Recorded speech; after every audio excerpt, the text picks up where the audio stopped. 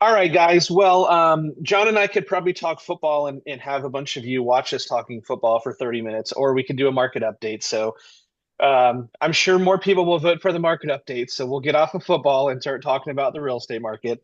Um, Before I do that, I just wanted to say on behalf of our team to all of you guys, a big thank you. We are going to close a little bit over $200 million with our team this year. So I think we passed 200 million like a couple weeks ago or earlier this month. So probably finish around 220 million. So super excited, super thankful. So appreciate all of you that work with all of our teams in various markets between Florida and Carolinas and other places. So just wanted to say thanks before we jump right in. Um, we will be on next week with this call as well.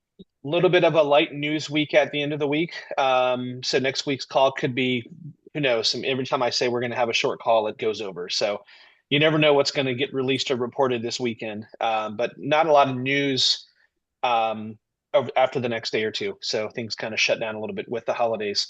Um, so I'm going to jump right in because last week we got a ton of news and want to unpack that and kind of share what happened, what was reported, what the market reaction has been. So I'm going to share my screen and all right, perfect. Okay, so last week we got a lot of old data that was not released during the government shutdown. The three big reports every month are the CPI, the Consumer Price Index inflation measure, the PCE, the personal consumption expenditure, that's another inflation measure. That's the Federal Reserve's favorite. And then the monthly jobs report. Last week, we got the October and November jobs reports. We got the October and November CPI Consumer Price Index reports. We still are waiting for the October and November PCE reports, which is an inflation measure, which is actually the Fed's favorite. It was actually supposed to be released today, and now it is not anywhere to be found. I've been scouring the internet to see what the reason for the delay was, but it was supposed to be released today. All of the economic calendars that I'm looking at today have wiped it off, which makes me think that it's delayed. Maybe there is some concern of accuracy of those reports. I'm going to pull up the bond market chart here, and so you can see that for the past few months since September, the bond market's been pretty flat. We've had a nice little improvement in bond pricing, a little bit of a dip in interest rates here the last week or two. The news last week, so the jobs reports, okay, pretty weak, like expected. Nothing unexpected with the jobs reports. The unemployment rate ticked up a little bit, and the monthly numbers were weak. What's interesting within the jobs report is you're starting to see some of the Doge effect come into play, where you're seeing decent hiring in the private sector, but the overall number of jobs being created is still weak because you have very little, if any, government public sector jobs being created. In fact, oftentimes you're seeing government and public sector job shrinking, layoffs, reducing government expenses. Um, just like for the past couple years, where we had a lot of government spending, kind of towards the end of the Biden administration, you had some stronger jobs numbers, much of which was related to government jobs. On the opposite side, Trump is a flip-flop from the Biden administration, fewer government jobs, showing weakness in the employment sector. I think that overall last 3 years has been pretty similar from an economic jobs creation standpoint, but fewer government jobs has brought those numbers down even further, which is also causing unemployment to tick up a little bit. I think you're also going to see, and you have been seeing, and I think this is a trend that'll go forward, you're going to have an AI effect as well. Companies are pouring billions and billions of dollars into implementation of AI tools and systems that will reduce traditional human employment because technology will replace jobs. And I think probably half of you did the Chat GPT picture last Friday. If you guys don't know what I'm talking about, go on Facebook. And you can just see what technology does. You know, how I didn't do that myself, but like how fast could you create that, right? And so the AI boom and technology will have kind of a downward effect on hiring because companies will replace humans with technology. Um, we have something that's kind of interesting, and this is pretty crazy. I'll share with you what we're developing. So a couple weeks ago, I got 5 calendar invites for consultations with past customers. And I didn't know where they came from. I'm not sure who scheduled it. It was just an Outlook calendar invite. And so I had to ask our marketing team, like, what is this? And so we have an AI tool that will look at loans we service that we close, so things that I would have closed individually that we service. And if the current market rates, which AI knows, are more than 0.5% for a certain program better than this customer has, then we have an AI bot that will call them, talk to them, and schedule a consult on my calendar if they meet those parameters. Normally, that would have taken me, hours, 30, 40, 20, 30, who knows how many phone calls to call people to schedule consults to try to decide at some point when should they refinance, what should their target rate be, and AI perform that. And so companies will use those kinds of tools as a way to reduce their expenses, reduce their cost, reduce the expense of humans, and go to AI. So I think the jobs market's going to be challenging as we implement all this new technology over the next few years until those people's jobs are replaced and moved into other sectors. So the jobs numbers were weak, but not unexpected. The market didn't react to it really because it expected what it got. What was very unexpected was the consumer price index. It came in way below expectations. Most people were expecting CPI to come in around 2.9 or 3%. We've been below 3 for a while. The Fed wants us really below 2 as the target, but honestly, really 2.5 is kind of really what their actions have said. CPI came in at 2.6, which was way below expectations. And so here's a chart going back to 2021. You can see inflation peaked in 2022, has been trending lower. There was actually a little bit of an uptick earlier this year. That was kind of tariff related, May, June, July, concern of tariffs increasing the cost of goods and services. And then it kind of flattened and it really hasn't gone down much the last 2 or 3 months. But we saw a dip in the CPI last Friday. That would typically be incredible news for mortgage rates, like a massive miss to the downside on CPI inflation cooling. Mortgage rates should have gone down. I'm just going to share another chart here. So the biggest component of CPI is called shelter, housing. And a lot of shelter is apartment rents. And you can see shelter inflation was really elevated for a number of years. It started cooling a little bit, and we had a massive reduction in shelter inflation in November. That's why the headline number came in below expectations, is because the component of CPI, which is shelter, much of which is apartment rents, came down significantly.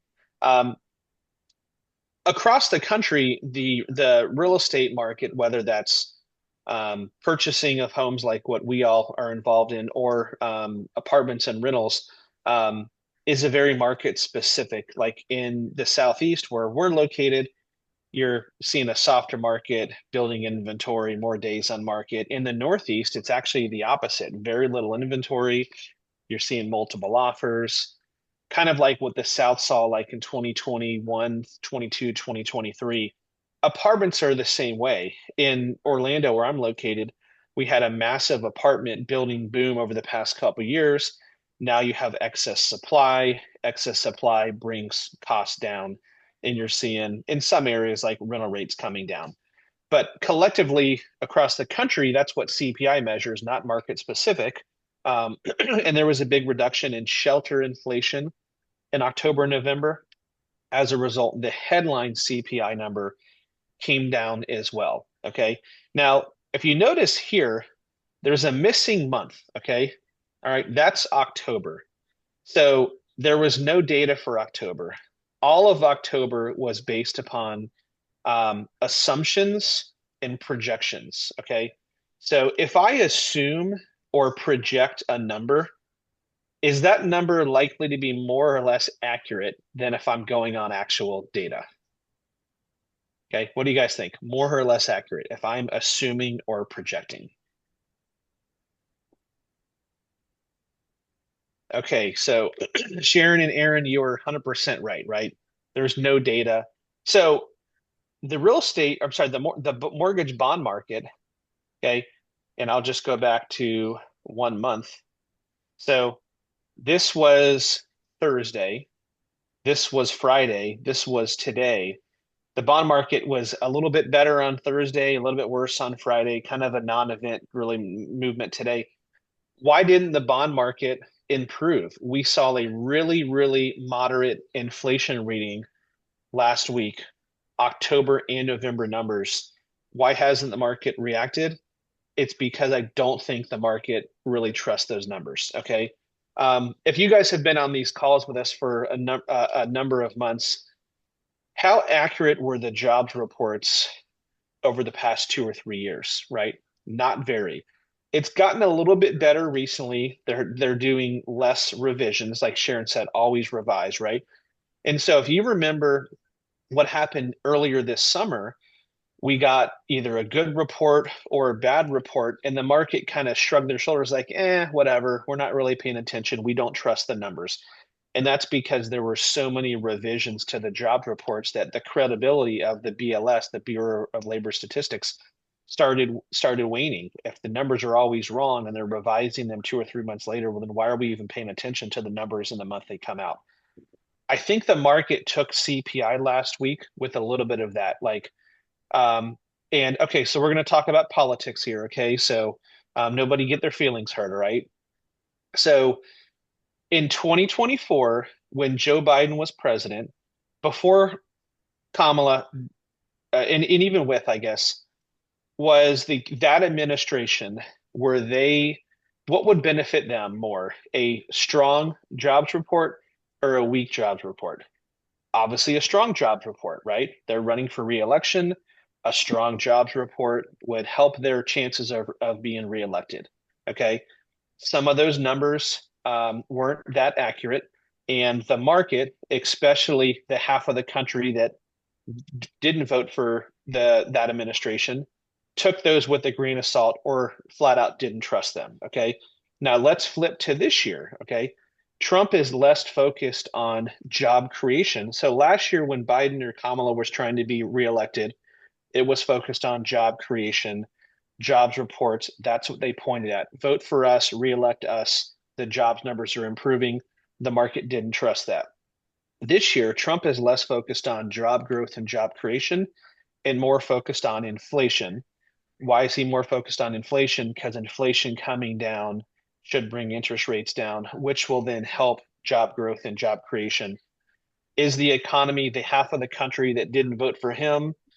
Are they trusting the inflation numbers? Not as much the last couple months, right? And so I think there's a lot of people because we have such a 50-50 political climate that you don't trust the party that you didn't vote for. I think there's a lot of distrust with government numbers, somewhat rightfully so, probably. Like that's spelled, that's been accurate over the past couple of years. There's been government data from the BLS that has been accurate, and people think it's politically motivated. I'm not here to say if it is or it isn't, but I think the markets are less trusting of government data that's put out by a presidential or administration in charge. And so last year that was in a different administration. This year it's a different administration. I think the market is taking a lot of these things with a grain of salt. So that's just my personal opinion. Like, does Trump want CPI to come down? Yes. Okay.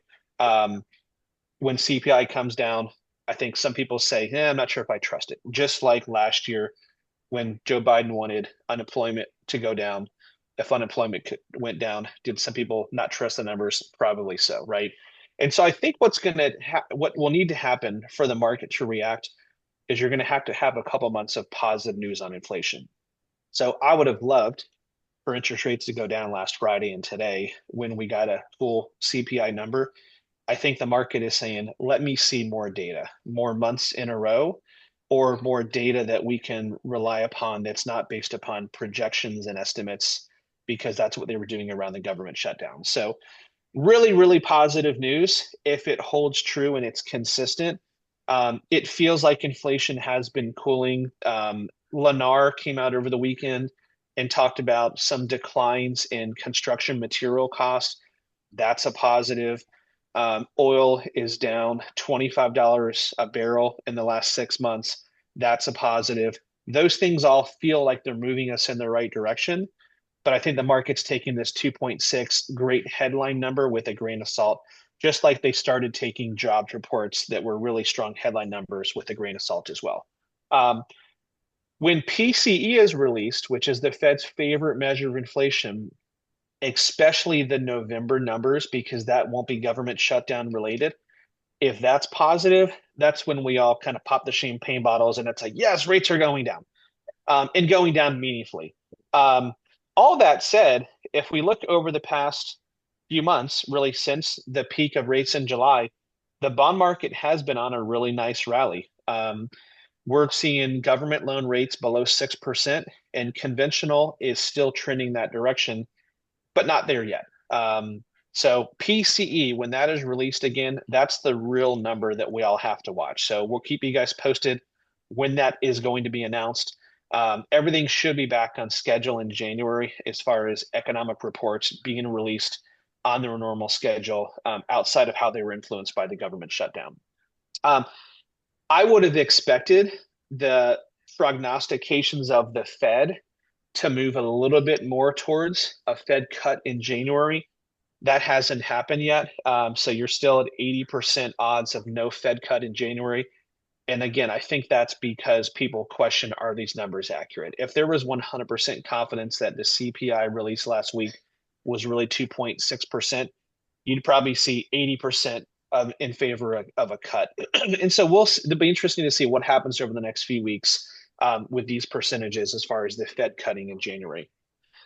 Okay, I've got a few other charts and graphs I want to share with you guys.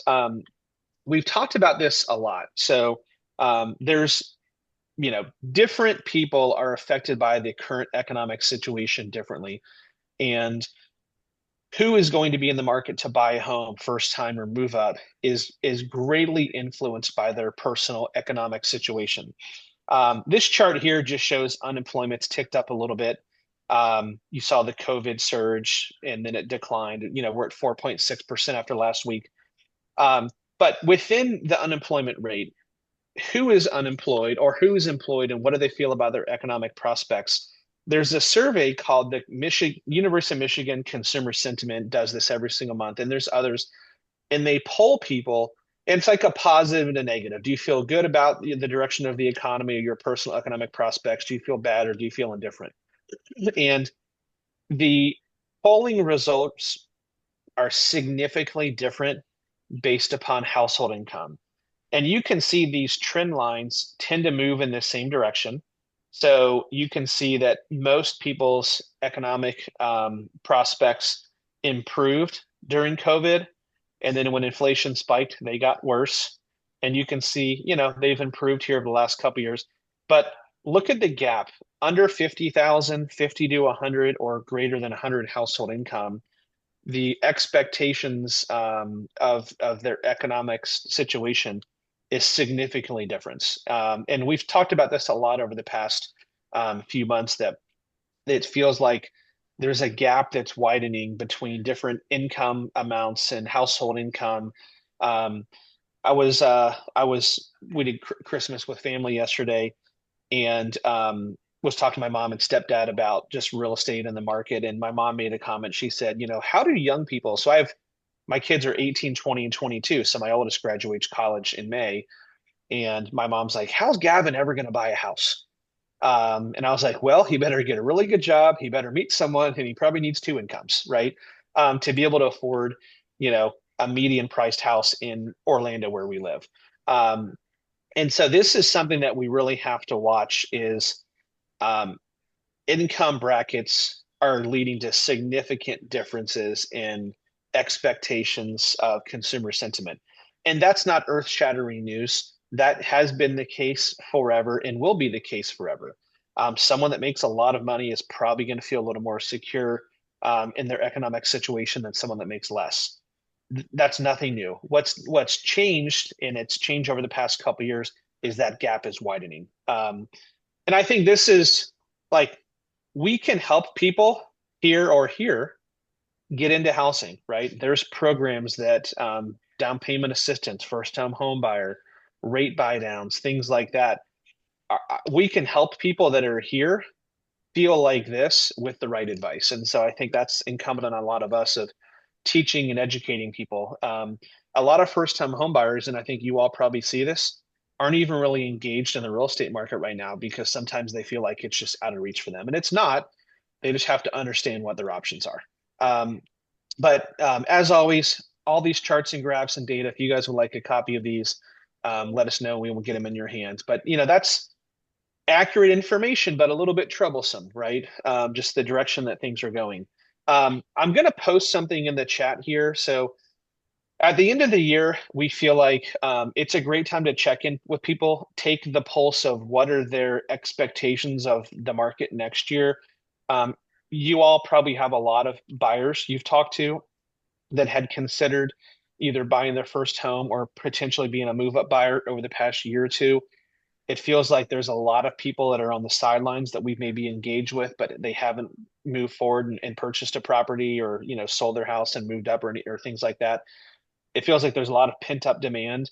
Um, and so we have a couple texts that we put together. I'm going to post all these in the chat if you guys want to just swipe and adapt this. And certainly, if you can't, copy and paste, just text us and we'll get this in your hands. But three different options of questions you can pose to buyers to try to get an idea and get a conversation going of are they going to be back in the market next year? One of them talks about program options, like we have some unique programs. Another talks about interest rates and affordability improving. That's the one that we feel like is most effective. If you guys look at the chat, it's option 3 that I posted. But we feel like our team places a great emphasis on lead follow-up and lead conversion. We feel like if a realtor refers us a customer, it's our job to help convert them and get them into housing. I think a lot of lenders just pre-approve someone, say, cool, call me when you have a contract. We feel like our job is to be kind of an active participant in that. And if you're just checking in with leads and checking in, hey, how's it going? Hey, how's it going? You're going to get answers that I'm not ready. I'm not ready. You really have to ask good questions and dig deeper to figure out why did someone not purchase a home in 2025 and what would have to change for them to purchase or be comfortable purchasing in 2026. So just it's a great time of the year to get that conversation started a little bit, the next day or two, a little bit next week. And then that first week of January, January 5th through 9th, we should all be hammering all of our leads that we had talked to, had discussions with, showed a house to pre-approved that didn't convert and purchase a property this year. Or heck, there's even some people that probably came to us in 2022 or 3 that have been on the sideline. So our team's intention is a little bit of the next few weeks, January 5th through the 19th, which is Monday the 5th, Friday the 19th. That is the time of the year that we have to reconnect with all of our leads. And so if you guys want to swipe and adapt some of these texts, phone call, voicemail, audio voicemail, text, all of the above, right? We should be reaching out to all of our prior people with that information. Okay, the last thing I've got, I like to highlight when certain news sources or media picks up on information and shares it with a sensationalized headline that isn't necessarily accurate. And so what I'm showing you guys here, I was scrolling across Twitter this morning and I saw all these headlines. Pending home sales are down 5.8% month over month, and I was like, well, we feel really busy right now. We actually have a really, really busy December. We've got a really busy January as a group. It's like it doesn't feel like that for us. So then I pulled up the chart, and here's the chart, okay? And this is exactly what you would expect it to be, which is pending home sales start the year weak because January is a slow month. They pick up in the spring and the summer. They peak sometime between July, August or so, and then they trail off a little bit towards the end of the year. And so I saw multiple media outlets reporting this as like real estate market doom and gloom because pending home sales have gone down the last few months. Okay. And my response is like, well, that happens every single year. It's really outside of like 2020 when rates were at 2%. I feel like personally, every year since I got in the mortgage business in 2002, that's the trend, right? Slow in January, picks up in the spring, peaks in the summer, slows down in the fall, rinse and repeat. And every single one of us that's been in the real estate industry for any amount of time probably can see that similar trend. In fact, this chart shows 2022 is in red, 3 is orange, 4 is blue, and 2025 is green. Every single year in the last 4 years, this same trend that the media is reporting is like, this is brand new news. The real estate market, sky's falling. This same thing happened the last 4 years. And I bet you if we pulled a chart and went back 10 years, 20 years or longer, it'd be the same trend. Um, anyway, just an example that we see the media report things that aren't necessarily accurate when you give it some time, some context. So thought that was important to point out today. Um, with that, everybody, have a great day. It's right about 10:30. We are right on time. Have a great week. Merry Christmas. Happy holidays. We will see you guys next Monday and enjoy a couple of days off this week. Thanks, everybody. Have a good day.